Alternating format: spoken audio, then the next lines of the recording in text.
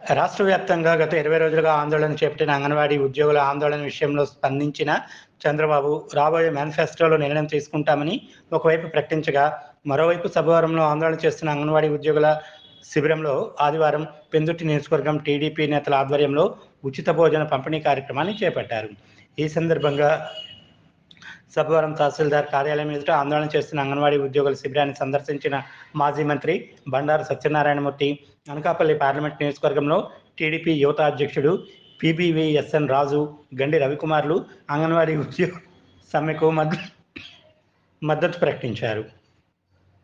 ఈ కార్యక్రమంలో టీడీపీ నేతలు భరణి, కానా సాయినాథరావు, పల్లా తాతారావు, బుచ్చిరాజు, మిడతాడు మహాలక్ష్మీ నాయుడు, గ్రంథి ముత్యాల నాయుడు తదితరులు పాల్గొన్నారు.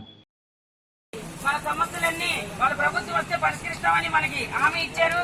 అలాగే ఈ రోజు ఆయన ఆధ్వర్యంలో మన మండల టీడీపీ నాయకులందరూ మనకు మద్దతు తెలియజేసుకుంటూ మనకి ఈ రోజు మన పి బుచ్చిరాజు గారు మనందరికీ మధ్యాహ్న భోజనం ఏర్పాటు చేశారు. ఆ విధంగా సారు మన మండల నాయకులందరూ కూడా మనల్ని ఉద్దేశించి ఇక్కడ మన టెంట్ కిందకు వచ్చారు. వారిని మాట్లాడవలసిందిగా కోరుతున్నాం.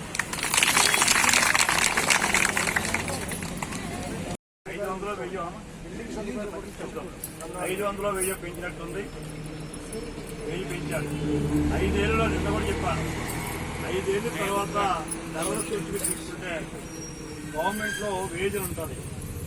ప్రభుత్వంలో ఎప్పటికప్పుడు మీకు బిజినెస్ సిస్టమ్ పెరిగింది. దాన్ని కట్టుకొని బేస్ చేసుకొని ఏ కమిషను శాలరీ ఫైనల్ చేస్తారు. ఏ కమిషన్కి ఒక పద్ధతి ఉంటుంది. మరి 2014 నుంచి 19 వరకు మనం ధరలు చూసుకుంటే డబుల్ అయింది. ఆడవాళ్ళు నాకన్నా మీరు బాగా డబుల్. ప్రతిదీ ఎందుకు పెరిగిందని మన తర్వాత చూద్దాం. ప్రతిదీ ఆఖరి మగవాళ్ళు తగ్గ మందుకు చెప్పకూడదు, కానీ మందు కూడా డబుల్ అయింది. ట్రిపుల్ అయింది. అందుచేత మరి ఈ 5 సంవత్సరాల్లో దాన్ని బేస్ చేసుకొని మీకు ఎప్పటికప్పుడు మీ శాలరీ అనుకోవద్దు. మీకు ఏమంటారు, గౌరవేతనాన్ని పెంచుకు వెళ్ళాలి.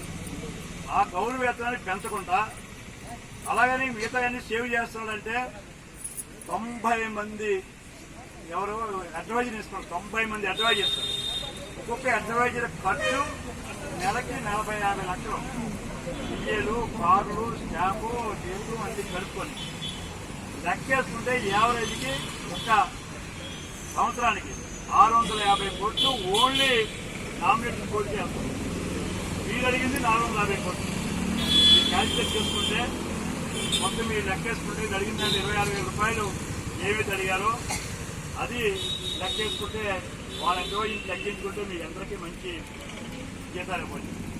2 గ్రాట్యుటీ. అది కోర్టులో ఉంటే ప్రభుత్వం